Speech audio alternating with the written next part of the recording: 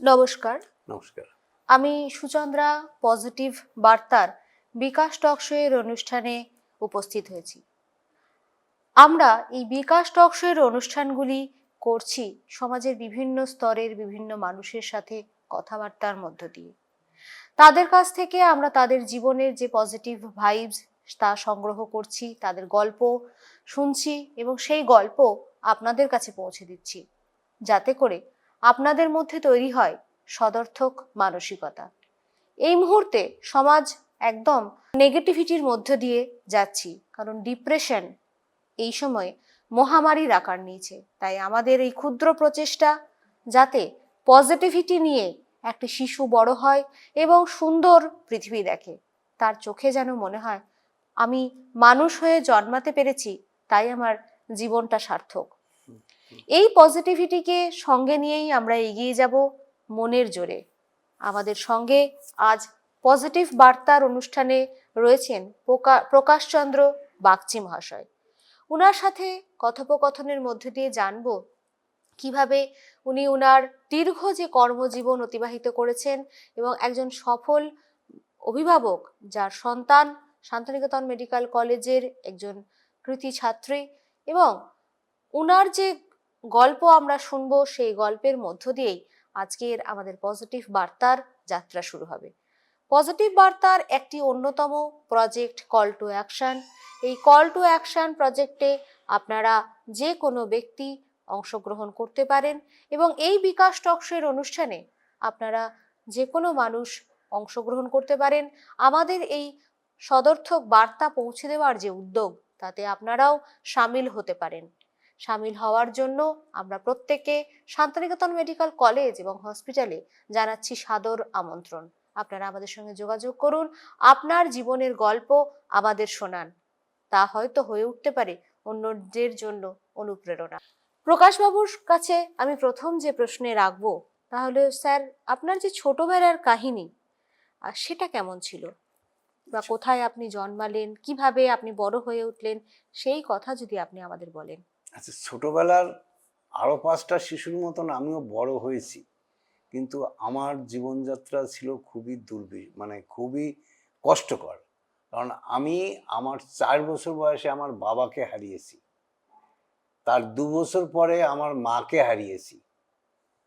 আমরা আমরা 4টে ভাই বোন ছিলাম, তার মধ্যে আমার ইমিডিয়েট বড় যে দাদা ছিলেন, সে ক্লাস 2তে তখন পড়তো। আমার মা মারা যাওয়ার কয়েকদিন আগে সে মারা যায়। তারপরে আমার ছোট বোন আমরা আস্তে আস্তে আমরা অনেক কষ্ট করে এই জায়গায় এসেছি। তো আর আপনি যেটা বলছেন যে সদর্থক জীবনের কিভাবে করা যায় বা কিভাবে উত্তরণ করা যায়, সেইটা করতে গিয়ে আমি দেখছি যে অদম্য ইচ্ছা এবং চেষ্টা যদি থাকে, একটা লোক এক জায়গায় যেতে পারে। তার সাময়িক আর্থিক ব্যাপার বা তার মাথার উপরে গার্জিয়ান থাকলো না, এইটা হয়তো তার অসুবিধা হয় ঠিকই, কিন্তু তার যদি একাগ্র ইচ্ছে থাকে, সেগুলো সে ওভারকাম উত্তরণ করে তার নির্দিষ্ট জায়গায় সে যেতে পারে। সেইভাবে আমার পিতৃমাতৃহীন আমার যে শৈশব, সেইভাবে কেটেছে। এইভাবে আমি আমার স্কুল ইউনিভার্সিটির এই জীবনটা আমি অতিবাহিত করেছি এবং অন্যদের তুলনায় আমি চাকরির জায়গাও আমি অনেকটা আগে। আমি কখনো এই বসে থাকিনি বা কিছুই করিনি, আমি সেইভাবে আমি চেষ্টা করে আমি চাকরি পেয়েছি। পজিটিভ বার্তার পক্ষ থেকে আমরা গভীরভাবে দুঃখ প্রকাশ করছি, কারণ ছোটবেলায় মা বাবা চলে যাওয়ার যে কষ্ট, সেটা আপনি কাটিয়ে উঠেছেন। এই যে সময়টা, এই সময়টা আপনাকে কে দেখাশোনা করেছে? এই সময়টায় আমার মামা ছিলেন। আচ্ছা। আমার মামা ছিলেন, উনি খুব কি বলবো, খুব নিয়ম শৃঙ্খলা এবং খুব রাশভারী লোক। তার যে নিয়ন্ত্রণ, তার ছত্রছায়া আমি থেকেছি, সেইটাই আমার জীবনের একটা এই জীবন্তরী উত্তরণের একটা জায়গায় গেছে। যদিও আমরা খুব আর্থিক দুর্দশার মধ্যে কাটিয়েছি, তবুও তার শাসনে, তার অনুশাসনে আমার এই জীবন যুদ্ধে এগোনোর পথটা মসৃণ করেছে। আর ছোটবেলাটা কোথায় ছিল? ছোটবেলাতে আমাদের এই উত্তর চব্বিশ পরগনার বনগাঁ ঠাকুরনগর একটা গ্রাম, হুম, এইখানে আমরা কাটিয়েছি। এবং এই এলাকাটায় সমস্তই বলতে পারেন আমাদের ওই ওপার বাংলার থেকে আসা এই রিফিউজিরা, আমরাও তাদের একজন অংশ। আচ্ছা। সেই বন জঙ্গল একটা জায়গা ছিল, সেইখানে এই এলাকার লোকের পরিশ্রমে বা ই করে এখন সেটা একটা আদর্শ জায়গা হয়েছে, একটা উন্নত জায়গা হয়েছে। হুম, এখন আপনারা হয়তো জানেন ওই ঠাকুরনগরের যে এলাকাটায় হরিচাঁদ গুরুচাঁদের এলাকা, সেইখানেই এই পূর্ববঙ্গের থেকে আসা এই ছিন্নমূল লোকেরা হুম। তাদের একাগ্রতায়, তাদের পরিশ্রমে এখন তারা সবাই প্রায় স্বয়ং সম্পূর্ণ, এবং জায়গাটা এখন অনেকটা উন্নত জায়গায় আপনি বলতে পারেন, আশেপাশের জায়গার চাইতেও উন্নত।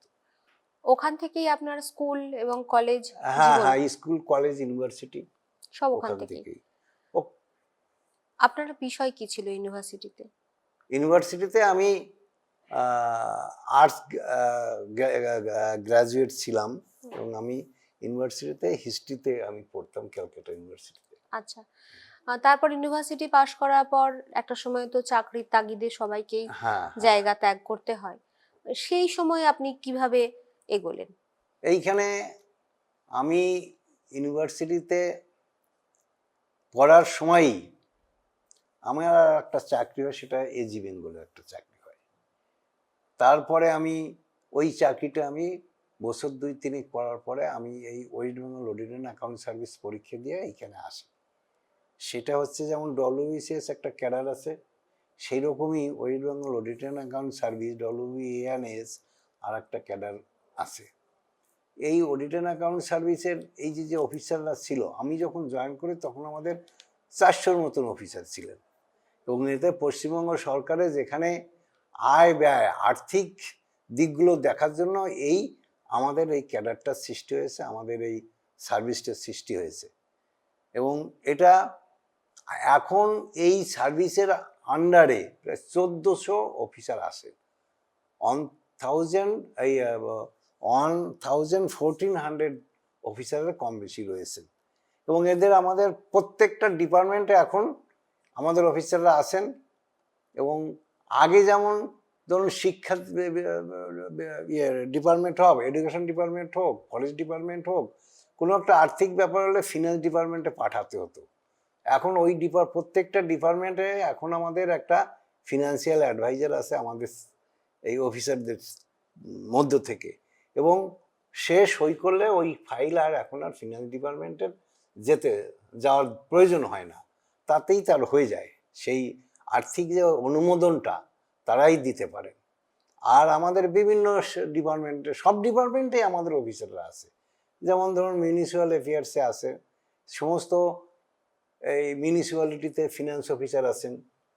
তারপরে ধরুন এডুকেশনের যত সব বাজেট, এই বিকাশ ভবন বলুন, যেখানে বলুন, সব জায়গায় আছে।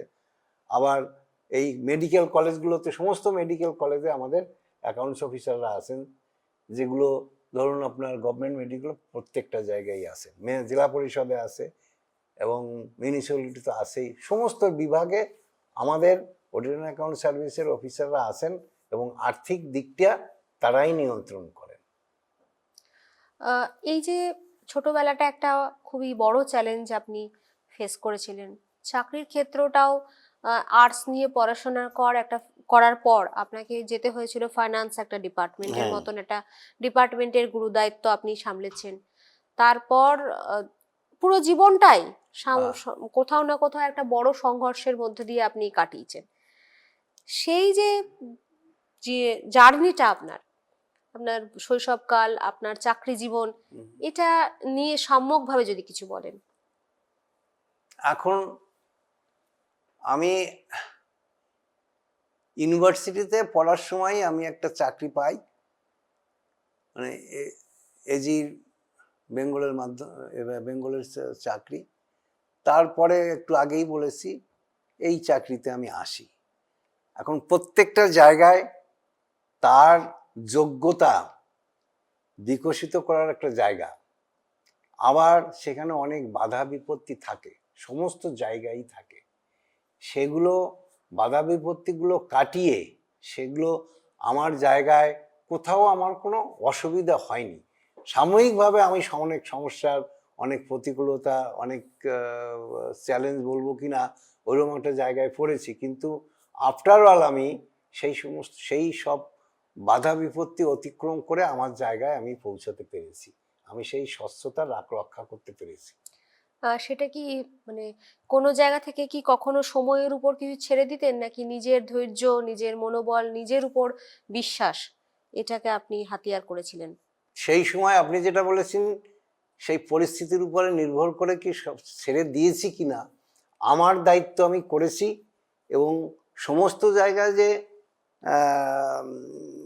যেভাবে চলে, যে নিয়মে চলে, সেগুলো ব্যতিক্রম করে সুষ্ঠু ভাষায় মানে আর্থিক শৃঙ্খলার মধ্যে আমি আনার চেষ্টা করেছি এবং অধিকাংশ ক্ষেত্রেই আমি সফল হয়েছি। নিজের উপর আস্থা হ্যাঁ রেখে। হ্যাঁ, নিজের উপর আস্থা রেখে আমি সফল হয়েছি। আমরা শুনছি প্রকাশ বাবুর কথা, পজিটিভ বার্তায় এই ধরনের মানুষকে পেয়ে আমরা গর্বিত। কারণ জীবন সংগ্রাম প্রত্যেকের জীবনেই আছে, এবং জীবন সংগ্রামকে কিভাবে কাটিয়ে উঠে উনি কিন্তু নিজের উপর বিশ্বাস রেখেছেন, কিন্তু কখনো নিজের আত্মবিশ্বাসকে উনি বিসর্জন দেননি। নিজের ধৈর্য, নিজের শ্রম এবং নিজের প্রতি আস্থা বিশ্বাসকে অবলম্বন করেই উনি কিন্তু এগিয়ে গেছেন একের পর এক। আজকে যে আপনার সন্তান মেডিকেল পড়ছে, সেই ক্ষেত্রে কিভাবে আপনি এই সিদ্ধান্ত নিলেন যে আপনার সন্তানকে আপনি ডাক্তার করবেন? আপনার মতন অডিটার অ্যাকাউন্টসে আপনি পাঠাতে পারতেন, সেটা না পাঠিয়ে আপনি ডাক্তার করার যে সিদ্ধান্ত নিয়েছেন, সেই বিষয়টা নিয়ে যদি এখন বলেন। আমার দুটো সন্তান, আমার বড়টা ছেলে আর ছোটটা এই মেয়ে। তো ছেলেটাকে আমি চেষ্টা করেছি, সেও নরেন্দ্রপুর এবং পুরুলিয়া রামকৃষ্ণ মিশন থেকে সে পড়াশোনা করেছে, আইআইটি খড়গপুর থেকে মেকানিক্যাল ইঞ্জিনিয়ারিংয়ে সে পাশ করেছে। তারপরে আইআইএম ব্যাঙ্গালোর থেকে সে পিজিপি করে চাকরি করছে। আর আমার মেয়েটা, ও ডাক্তার হবে। আমি চেষ্টা করেছি, ও আইআইটি ইন্দোরে ওর অ্যালটমেন্ট হয়েছিল, ও বা ইঞ্জিনিয়ারিংয়ে এখানে ওই অ্যানিম্যাল ফিশারি ইউনিভার্সিটিতে ডেয়ারি টেকনোলজিতে ও পেস হয়েছিল ওর অ্যালটমেন্ট, কিন্তু ওইগুলোতে ও যায়নি, ও ডাক্তারি হবে। তো যাই হোক, সেইভাবে ও মানসিকভাবে প্রস্তুত ছিল যে ডাক্তারি পড়বে। আর এইখানে আপনাদের নতুন কলেজ আজকে বোধহয় এই 4th ব্যাচ শুরু হয়েছে, 4th ব্যাচে ও ভর্তি হয়েছে। এবং আমি আশা করি আপনাদের এইখানকার এই ছেলে মেয়েদের দেখভাল এবং পজিটিভ ডাক্তার হয়ে ওঠার সব সুযোগ এখানে আছে, এবং আশা করি ও এইগুলো সব অ্যাভেল করে, এগুলো সব কাজে লাগিয়ে ও সঠিক ডাক্তার হোক, এইটি আমি চাই। তাতে আপনাদেরও মান সম্মান বা নামটা উজ্জ্বল থাকবে, আর আমার মেয়েটাও এখানে একটা সত্যিকার একটা ডাক্তার হয়ে গেল, এই আমি আশাতে ওকে এখানে আমি দিয়েছি। আর আমি চাকরির পরে আরও দুটো চাকরি করেছি। আমি বারুইপুর মিউনিসিপ্যালিটির এক্সিকিউটিভ অফিসার ছিলাম। তারপরে আবার আমাদের ওইখানে একটা ইউনিভার্সিটি হয়েছে, হরিচাঁদ গুরুচাঁদ ইউনিভার্সিটি, ওই ইউনিভার্সিটির আমি রেজিস্ট্রার ছিলাম। আমি রেজিস্ট্রার, কন্ট্রোল অফ এক্সামিনেশন এবং ফিনান্স অফিসার, 3টে পোস্টে আমি দেখতাম। এরপরে আমার 65 বছর হয়েছে, পরে এখন রিটায়ারমেন্টের আছি। স্যার, পজিটিভ বার্তার আমাদের যারা দর্শক রয়েছে তাদেরকে জীবনমুখী কিছু বার্তা যদি দেন। এখন এইটা তো একটা বৃহত্তর ব্যাপার। আপনারা পারিপার্শ্বিক অবস্থাও যা দেখছেন, আমিও আমার পারিপার্শ্বিক অবস্থায় দেখছি। আমি তো আজকে ধরুন 60 বছর আগের থেকেই আমি দেখছি, কিছু আমার স্মৃতিতে আছে। ধরুন 60 বছর না হলে 50 বছর, আমরা যে অভাব অভিযোগ যেগুলো নিয়ে আমরা এসছি, তার মধ্যে একটা আনন্দ ছিল। কিন্তু এখন যেটা হয়েছে, সেইটা আমি কি বলবো, এটা ঠিক অবক্ষয় বলবো কি না সেইটা আমি বুঝতেই পারছি না। আগে যে আমাদের একটা একটা এমবিশন ছিল, একটা জায়গা ছিল, আমরা ওই জায়গাটা যাব, যত বড় বাধার সৃষ্টি হোক না কেন। সত্যি কথা বলতে কি, পড়াশুনো যা শিখেছি কষ্ট করে, টিউশনি করে, বিভিন্ন রকম, বুঝতেই পারছেন। কিন্তু এখনকার ছেলেমেয়েরা, একটা ছেলে কি একটা মেয়ে কি দুটো ছেলে মেয়ে, তারা সেই অভাবটা উপলব্ধি করেনি। আমার বাড়ির থেকেও দেখছি, এরা যে স্বাচ্ছন্দ্যে থাকে সেইভাবে এরা অগ্রসর হতে পারে না। আমি তারপরে আত্মীয় স্বজন যেগুলো, সেগুলোর থেকেও এরা অনেকটা দূরত্ব রেখে চলে। আমরা সেটা চলিনি কখনো। আমার ওই পিসি, মামা, মামি বা অন্য অন্য যারা আছেন তাদের সঙ্গে কিন্তু আমরা খুব ঘনিষ্ঠভাবে যোগাযোগ রাখি, করি। কিন্তু এই প্রজন্মের ছেলেমেয়েরা এগুলো করতে চায় না। তারা কিছু বলার আগেই জিনিসটা পেয়ে যাচ্ছে। আমার মনে হয় তাদের এই জীবনের বিকশিত হওয়ার পক্ষে এইটা সম্পূর্ণভাবে যুগোপযোগী নয়। এখন এই জায়গায় ধরুন, এই এই ইউনিভার্সিটিতে, এই মেডিকেল কলেজে পড়তে গেলে সরকারিভাবে যে পারে, তার তো আর্থিক ব্যাপার অতটা জরুরি না, কিন্তু এখানে পড়লে কিছু আর্থিক সামর্থ্য থাকতে হয় বা ব্যাংকের লোন টোন নিয়ে পড়তে হয়। তাতে তাদের একটা বাধ্যবাধকতা থাকে, এবং ভবিষ্যতে সেইভাবে তারা এগিয়ে যাতে পারে, তাদের সেইটা দেখা উচিত। হ্যাঁ, আমি আশা করব এখান থেকে যারা পড়াশুনো করে তারা বাস্তব জীবনের ফিরে আসবে, বাস্তব জীবনের সঙ্গে সামঞ্জস্য রেখে তারা অগ্রসর হবে, এবং এই সমাজের তাদের যে দায়িত্ব, সেই দায়িত্ব তারা ভবিষ্যৎ জীবনে সুষ্ঠুভাবে পালন করবে, এবং জীবন যুদ্ধে সদর্থক ভূমিকা যাতে নিতে পারে তারা, আমি সেই আশা রাখব। একদমই তাই। আমরা শুনলাম প্রকাশ বাবুর কথা। প্রকাশ বাবু দীর্ঘ জীবন সংগ্রামের পর নিজে একজন সফল আমলা। উনি একটি বেসরকারি ইউনিভার্সিটির সঙ্গে যুক্ত ছিলেন রেজিস্ট্রার এক্সামিনেশন কন্ট্রোলার হিসাবে। তো এই ব্যবস্থাপনাগুলির সাথে থাকা সত্ত্বেও উনি বারবার যেটা বলতে চাইছেন যে এই মুহূর্তে যারা অভিভাবক, তারা যেন তাদের সন্তানদের সমস্ত ইচ্ছা বলা মাত্রই পূরণ না করে দেয়। এতে করে তাদের যে অ্যাম্বিশন, তার যে গোল সেট আপ, সেই গোল সেট আপ কোথাও না কোথাও ব্যাহত হচ্ছে। তারা যদি প্রপারভাবে গোল সেট করে রাখতে পারে, তাহলে অভিভাবকদের উচিত সেটাকে কিভাবে অ্যাচিভ করতে হবে তার পথ দেখানো। তাকে সঙ্গে সঙ্গে সেই জিনিসটা আপনারা দিয়ে দেবেন না। এতে করে তার জীবনের চাহিদা খুব তাড়াতাড়ি পূর্ণ হয়ে যাচ্ছে। তাই তাদের মধ্যে বেসিক যে মূল্যবোধ, সেই মূল্যবোধ কোথাও না কোথাও হারিয়ে যাচ্ছে।